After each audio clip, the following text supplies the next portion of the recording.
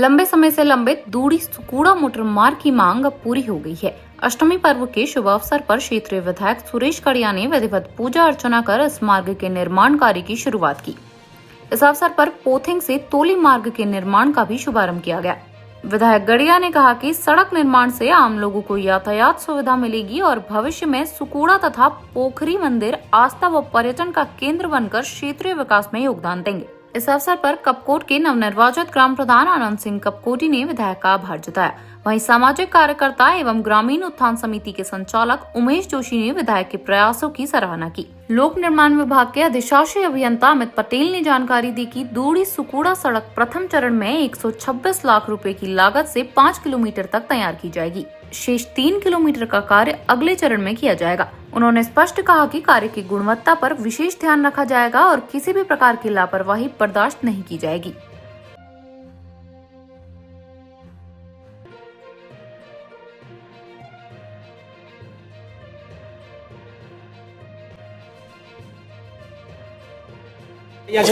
धन्यवाद आपका चैनल का। मैं विधायक जी का भी धन्यवाद करता हूं पूरे ग्राम पंचायत की ओर से। आपने आगे को रोड की स्वीकृति दी और समस्त क्षेत्रवासियों की ओर से धन्यवाद। बहुत बहुत माननीय विधायक जी का धन्यवाद। इस दूड़ी सुकुंडा की बहुत पुरानी मांग थी। आज हमारे माननीय सुरेश गड़िया जी और माननीय मुख्यमंत्री पुष्कर धामी की देन से इस मांग को पूरी हुई। पूरे कपकोट विधानसभा और हमारे ग्राम पंचायत कपकोट की ओर से बहुत बहुत धन्यवाद। माननीय विधायक जी को बहुत बहुत धन्यवाद।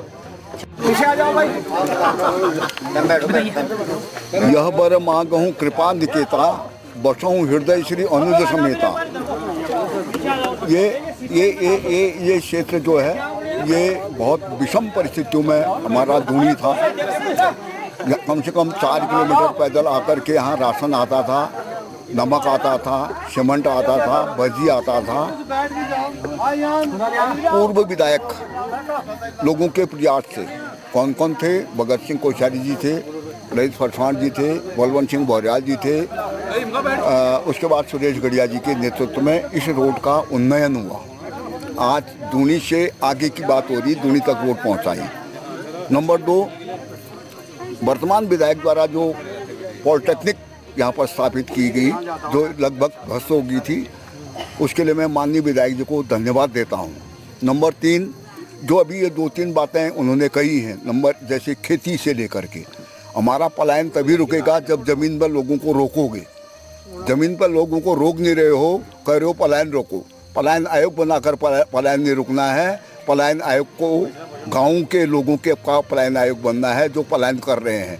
वहाँ खाली किसी को कुर्सी तोड़ने के लिए पलायन आयोग न बनाया जाए और गांव के लोगों का पलायन आयोग बनाकर उसको ज़मीन से जोड़ा जाए।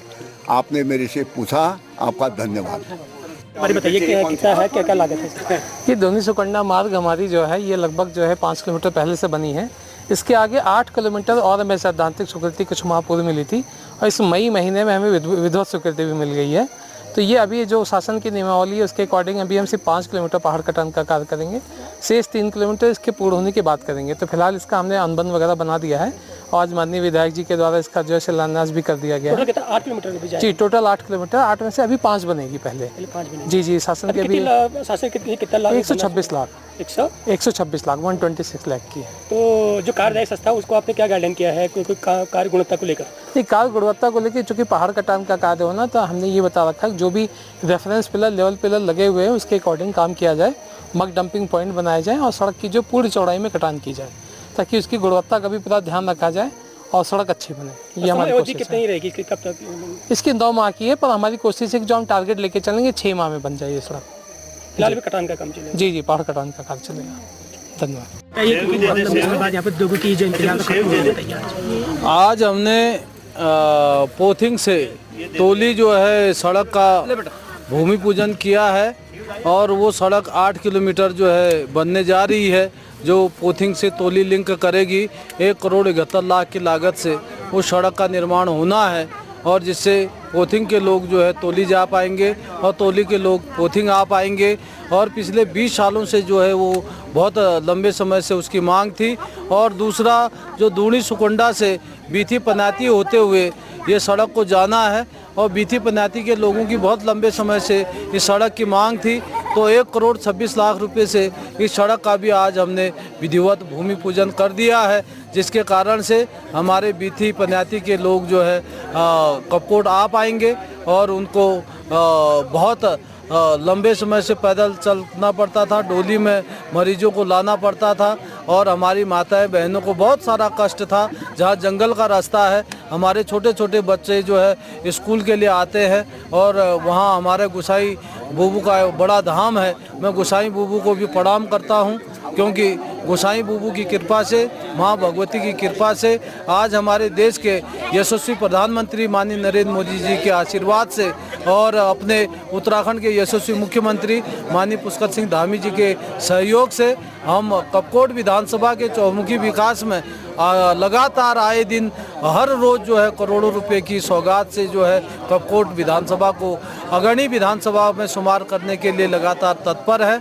और हमारी कपकोट विधानसभा की देवतुल्य जनता का मैं बहुत आभार, अभिनंदन, धन्यवाद करना चाहता हूं, क्योंकि जिस उद्देश्य और लक्ष्य को लेकर हम आगे चले हैं, हमने संकल्प लिया है कि आने वाले दिनों में कपकोट विधानसभा अग्रणी विधानसभा में शुमार हो सके, तो इसलिए उसके लिए लगातार कोशिश की जा रही है।